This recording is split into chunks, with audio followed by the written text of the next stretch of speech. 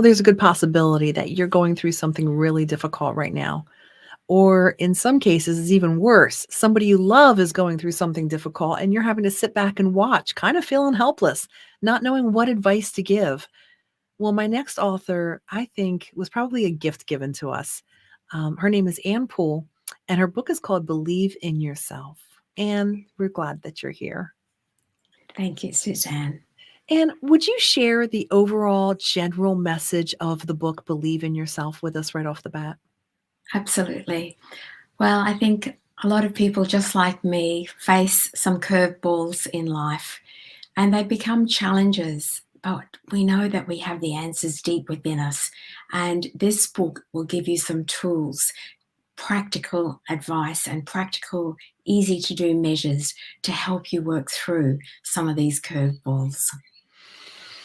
I think everybody's going, yes. I mean, it's when we're in these hard times that my mind, and maybe our viewers and listeners feel the same way, gets very jumbled. And I hear so much noise that I can't begin to decipher. So, kind of explain to us the layout of the book. How does it walk us through each chapter? Like, tell us how it's laid out. Yes, it's laid out starting with about your health when you're feeling unhealthy and just gaining vitality. And lots of tips in here that cost you really nothing, just your time, but becoming aware of them. And some things you probably already know, but through the busyness of life and some of the things that have happened in the last few years, we just have let them slip. And it's a good reminder to read that. And at the end of that chapter, and every chapter, there's action aces. But the book will then take you through feeling fear and how do you actually get through when you're facing that fear, those challenges, and gaining acceptance of yourself and finding your voice. And then it moves through to actually having gratitude for Hmm. everything that you have in life. Hmm. And then really believing in yourself and just knowing that you can do it. You can make a difference to your life and to those that you love. You talk in your book about intuition. And how Yes. how do you build that? I mean, if you're like, "Well, maybe you have intuition. I don't think I do. I don't even know if I do." How do you begin to build it? Well, intuition, just let's get clear on that to start with. Intuition, some people call it your gut feeling. Some people say, oh, it's my internal compass. But Okay. we actually build that by going into nature. So, walking in forest, on the beach, or the bush, wherever you are in the world, you'll find somewhere that's very quiet and there's plants and animals, and that's nature. And Mm. that's actually great for our mental health, but it's also fabulous for building our intuition because we're listening. We don't have the phone plugged into our ears. We're just listening to nature. That's how you build your intuition. And I think it's interesting how the first 2 steps have really nothing to do with the actual problem solving. It's looking at, like, you talked about the physical well-being and now your mental well-being before you're even starting to tackle the problems. That makes so much sense to me. Like, why am I just hearing this now for the first time, you know? We just it's almost like we're taught to, jump from A to M, and then P, and then Y, like, you're making it really make a lot of sense that there's logical steps to take before you jump into the actual situation and the problem. So true. I Oh my agree. goodness. Yes. Yes. And just accepting yourself in any situation is also very important because it does take time. And sometimes you think you beat yourself up internally or mentally. You think, oh, I wish I did this or I should have done that. But really, if we just let it go and say, well, that was the best I could do at that time, and just accept yourself and move on. Don't beat yourself up. I'm pretty sure we're our worst enemy now after talking to you, that we're facing a problem, we go through all this instability. It's just like I've had this epiphany. I mean, I feel like, you've opened my eyes to something so brand new, and then you move into gratitude. Uh, Yeah. I mean, I guess this one would be for me a little I'm going through a difficult time right now, and this would be a little bit more tough for me. I can see the physical, the emotional, the mental, but to move into gratitude? Are you saying be grateful for the situation or be grateful for the things around you? And if you feel like, no, I'm really ticked off, I'm not grateful for anything, how do you begin that? It's a difficult one when you're actually going through it, and certainly I've struggled at different times, but I've found that if I have gratitude, it actually raises my vibration.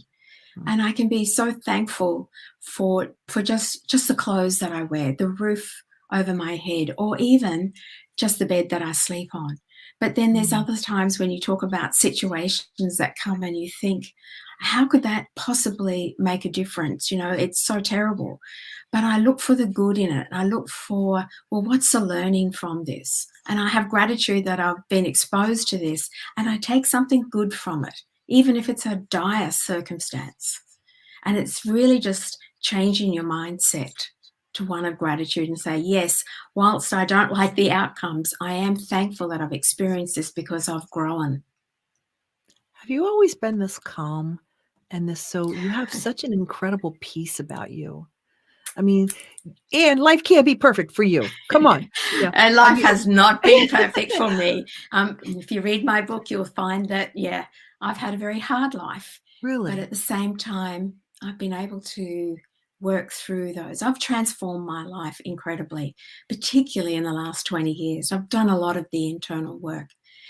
And that's why I wrote the book. That's why I was called to write it, because I can share what I've learned so that Mhm, others can also sort of fast track and they've got the tools mhm, there to make a difference in their life.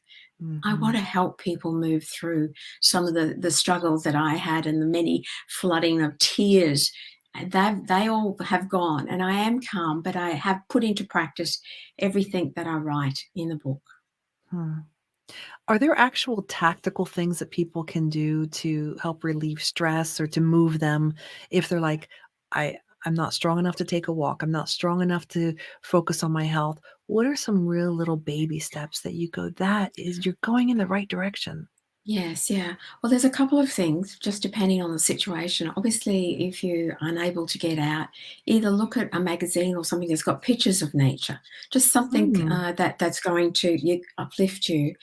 mm. And I think the other thing is about a situation. Oh, it's just gone out of my head what I was going to say. Um, Well, we were um, just talking about the small things that you can do. I oh, like maybe yes, people that's talk right. about journaling or, Yeah, I was just going to say fast writing is okay. really important because whatever is fearful in your life or you're feeling anger or whatever, fast writing is just writing down whatever comes to you.